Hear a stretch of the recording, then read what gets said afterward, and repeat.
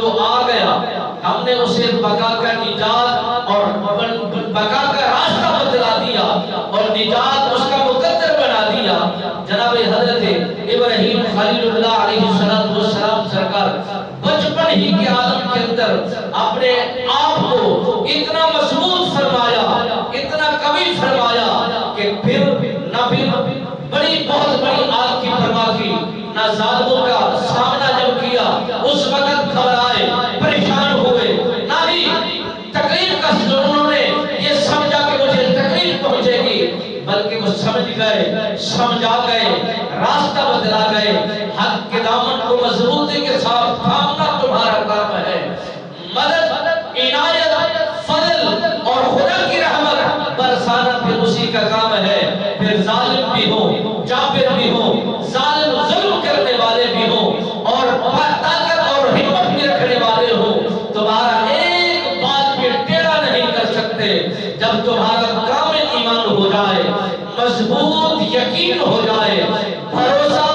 کامل قسم کا ہو جائے، پھر ظالم بھی سامنے بیٹھے ہوں گے، جابر بھی سامنے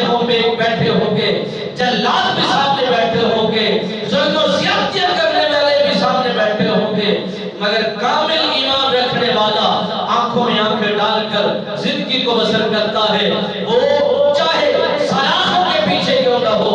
وہ ظلم و زیادتیاں کیوں نہ ہو رہی ہو، مگر جب ایمان کی حالت میں موجود جوان ہوتا ہے، وہ کامل ایمان میں رہتا ہے، بھروسہ کامل رکھتا ہے، یقین مضبوط رکھتا ہے، نہ کسی کی خوراک کی ضرورت ہے، نہ کسی کے تعاون کی ضرورت ہے، نہ کسی کی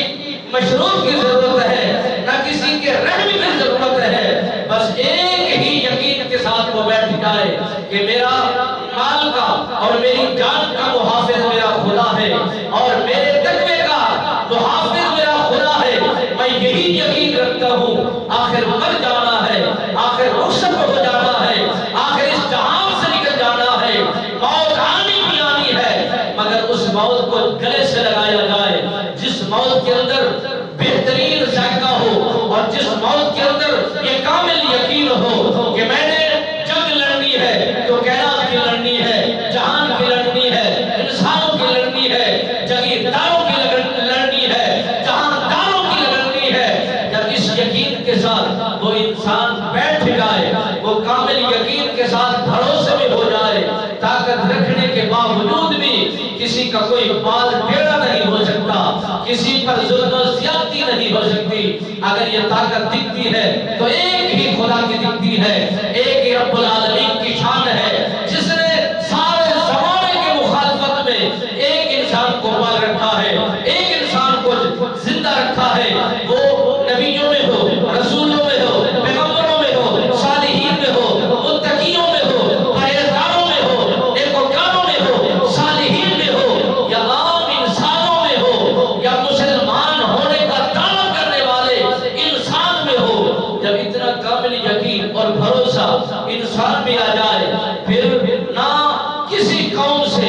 نہ کسی طاقت سے بھٹکتا ہے، ہر طاقت کے سامنے آنکھوں میں آنکھیں ملا کر جواب بھی دیتا ہے، سوال بھی کرتا ہے، جواب بھی طلب کرتا ہے۔ جیت ہم یہی سمجھ چکے ہیں، قرآن نے بتایا، اسلام نے بتایا، علماء نے بتایا، محققین نے بتایا، مدرسین نے ہمیں حوالے دیے، جیت اسی انسان کی ہوتی ہے جو کامل یقین اور کامل بھروسے میں رہ جائے اور سچا اور پکا مسلمان بن جائے، اور جیت دل کی زمانے کے اندر یہی رکھتا ہو کہ میں جو کر رہا ہوں یہ صداقت ہے، یہ سچائی ہے، یہی ایمان ہے، یہی تقویٰ ہے، یہی بھروسہ ہے، پھر خدا کی مدد بھی ہوتی ہے، فتح و نصرت بھی ہوتی ہے۔ مالک بے نیاز نے فرما دیا، یہ مت سمجھو کہ میں تمہارے ظلم